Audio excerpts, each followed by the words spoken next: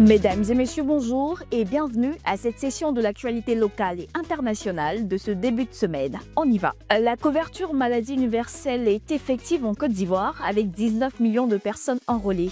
L'information a été annoncée lors d'une caravane de la Caisse nationale d'assurance maladie le 14 mai 2025 à Tabo, marquée par une forte mobilisation. Le chef du village de l'île Boulet 2, Emmanuel Kwao, a appelé les autorités ivoiriennes à intervenir face aux violences liées à des litiges fonciers, semant la peur parmi les habitants. Le samedi 17 mai 2025, une trentaine de personnes ont manifesté près de l'ambassade du Mali à Paris pour protester contre la dissolution récente des partis politiques du pays.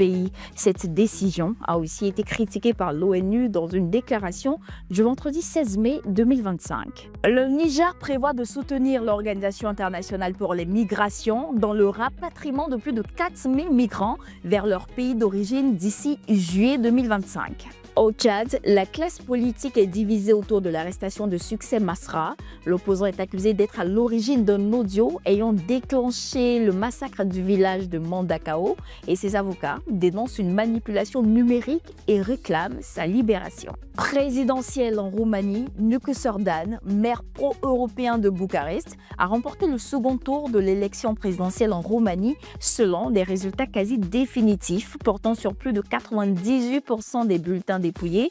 Il obtient plus de 54% des voix. La junte au pouvoir en Guinée poursuit son contrôle du secteur minier après avoir retiré récemment les permis d'exploitation de 2 entreprises guinéennes. Elle vient de révoquer plus d'une centaine de permis de recherche et de prospection minière, marquant un durcissement de sa politique de reprise en main des ressources naturelles du pays. Mesdames et messieurs, voici ainsi égrené l'essentiel de l'actualité locale et internationale de ce début de semaine. Nous vous donnons rendez-vous sur le live matin du lundi au vendredi de 6h à 9h sur la 107.7, l'information comme tu l'entends.